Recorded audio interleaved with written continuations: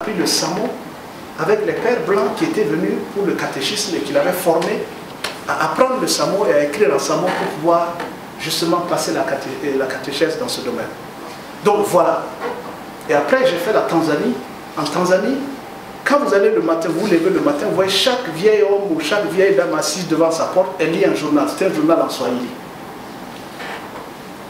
Bon, je ne vous dis pas de lire un journal en moré, mais vous pouvez lire en samo. Tout bien là-bas. Ok, c'est bon. Voilà.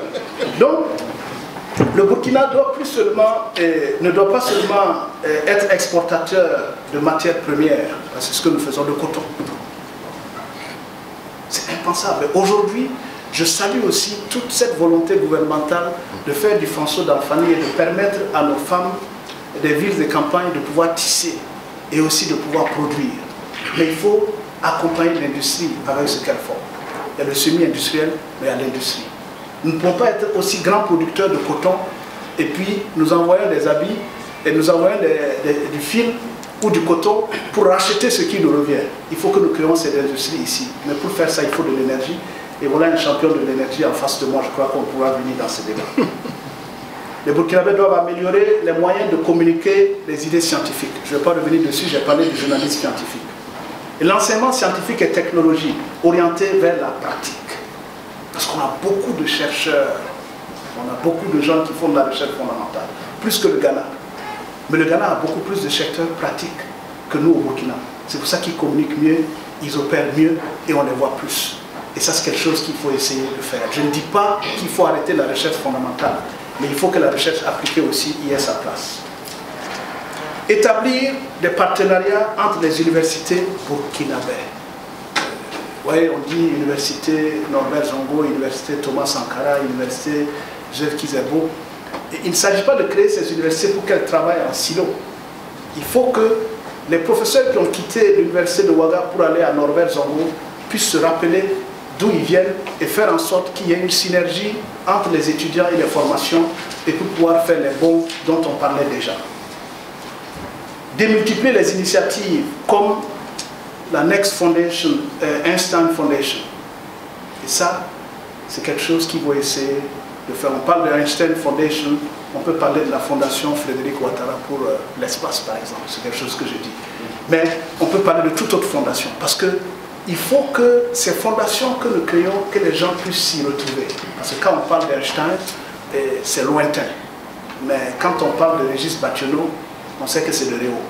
Et si on dit qu'il a fait quelque chose à Réau, et ça nous rend beaucoup plus proche de Réau que ça nous rend des États-Unis ou de l'Angleterre. Et donc, il faut que nous pensions à ça.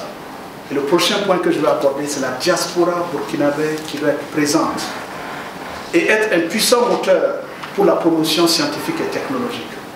Vous allez être surpris. Moi, qui ai la chance de voyager beaucoup, j'ai toujours été impressionné de rencontrer des Burkinabés quand je donne des conférences à l'extérieur, qui viennent me voir, qui disent voilà ce que je fais, voilà ce que je leur demande. Je dis mais est-ce que vous relayez ça au Burkina? Ah non, on ne sait pas, comment le faire et tout. On a des jeunes simplement brillants. Vous allez à Polytechnique, vous allez voir des Burkinabés. Vous allez à Harvard, vous allez voir des gens associés à la recherche. Et là, vous allez à Stanford. Il y a une petite d'ailleurs de l'école américaine ici et qui est partie à Stanford. Je suis sûr que personne ne sait même que c'est une petite moussie qui a été tellement brillante qu'elle a été reçue à Stanford. Mais ce serait bien d'accompagner cette jeune fille-là dans ce qu'elle fait à Stanford, parce que tout le monde n'entre pas à Stanford. Quand vous entrez à Stanford, vous ne sortez pas et être assis à la maison. Et donc c'est une université de pointe. Mais quand on a une des nôtres qui va à Stanford, elle doit être accompagnée justement, pas par seulement le gouvernement, mais aussi par ceux qui sont le CAPES, l'inviter. Une jeune fille de 20 ans à venir donner une conférence, elle sera plus proche des jeunes qui sont dans la salle que moi. Et ça, c'est quelque chose qu'il faut faire. Je vais d'ailleurs chercher son contact et vous le passer, parce que je pense qu'elle peut venir faire la différence ici pour beaucoup de jeunes. Et développer les nouveaux partenariats. Je parle du Brésil, de la Chine, de l'Inde ou de la Corée. Il faut que nous quittions de ces paradigmes-là où nous pensons être redevables de cette période post-coloniale, où nous pensons qu'il faut faire ci ou faire ça. Il faut développer des nouveaux partenariats et les enrichir. Et c'est par ça, parce que c'est par la compétition aussi qu'on peut faire avancer les choses. Et le Burkina a besoin de ça. Et c'est pour ça que la barrière de la langue est quelque chose qu'il faut dépasser. bâtir aussi des centres d'excellence. Et ça, je ne vais pas y revenir, on en a parlé. Mais on a un problème, la fuite des cerveaux, qui n'est pas sans effet. Bon, moi, je peux me mettre aussi dans le registre de la fuite des cerveaux, puisque je ne suis pas là. Bon, mais vous allez m'excuser, c'est vrai qu'à l'époque, quand on allait à la fac, on nous demandait de signer un engagement décennal. Je ne sais pas ceux qui se rappellent. On signe un engagement décennal, mais quand vous venez, on dit que non, il n'y a pas de boulot pour vous. Et donc, vous ne fuyez pas, mais on vous fait fuir. C'est ça la réalité.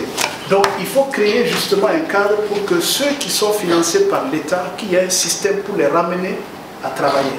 Et ceux qui veulent le financer eux-mêmes, pour avoir ce loisir-là de faire ce qu'ils veulent. Et moi, qui ai été financé, j'ai eu une bourse depuis ma première année de fac jusqu'à ma thèse de doctorat. Mais bon, c'est vrai qu'on fait beaucoup, on essaie de faire beaucoup pour accompagner l'État, mais je n'ai jamais travaillé pour l'État. Directement, je veux dire. Et donc ça, c'est quelque chose qu'il faut corriger pour éviter la fuite des cerveaux.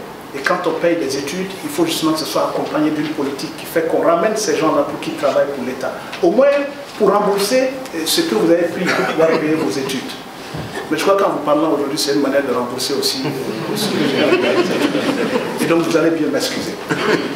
Et donc, je vais conclure, monsieur le directeur exécutif, pour dire qu'il faut mettre l'accent justement sur l'enseignement dans le domaine des sciences, l'éducation, la vulgarisation, la promotion des sciences et technologies, la communication scientifique. La population jeune est en plein essor au Burkina. Vous vous rendez compte, quand on parle de plus de 70% de la population qui a moins de 30 ans, c'est une très bonne chose, mais aussi c'est une bombe à retardement. Parce que ces jeunes qui sortent, ils ont besoin de manger, ils ont besoin de se construire, ils ont besoin aussi d'avoir un toit, et il faut essayer de les accompagner. Parce que quand on ne les accompagne pas, ça devient une révolution. Il faut se fixer des objectifs ambitieux. Il faut avoir de l'ambition, on en a parlé tout de suite. Considérer par exemple à multiplier par 2 le pourcentage d'étudiants diplômés des universités burkinabés ayant obtenu un diplôme en sciences et technologies d'ici 2025. Mais 2025, c'est demain. C'est ça le problème. Moi, je trouve inconcevable qu'on n'ait pas plus de 200 bacheliers série C par an au Burkina. C'est quelque chose que je n'y pense. En fait, c'est quelque chose qui ne m'est jamais passé par la tête. Parce que quand on parle du bac, vous pensez qu'il y en a plein. Mais, et ça m'amène dans un point important, les femmes. Le genre, c'est important. Je suis content de voir qu'il y a des femmes dans la salle, et parce que je suis champion international du genre dans le système des Nations Unies, et on me dit d'ailleurs, et je suis désolé de dire ça là-bas, normalement je ne dois pas donner une conférence où il n'y a pas de femmes au podium. Et je ne dois pas faire une photo quand il n'y a pas de femmes. C'est les engagements que nous prenons. Parce que justement, il est impensable que les femmes soient plus de 50% de la population mondiale et qu'elles ne représentent que 10-15% dans les instances qui sont les instances de décision. Et ça, c'est quelque chose qu'il faut corriger. Donc, à cela, il faut renforcer les infrastructures de recherche, promouvoir l'entrepreneuriat et l'innovation avec la création d'un environnement propice au développement de la science et de la technologie. Parce que les femmes, ce n'est pas seulement la littérature. Vous allez trouver que les femmes comprennent mieux la science que les hommes.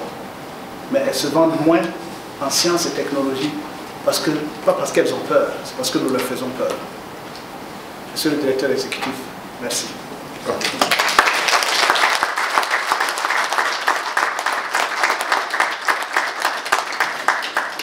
C'est fini toi, rapidement.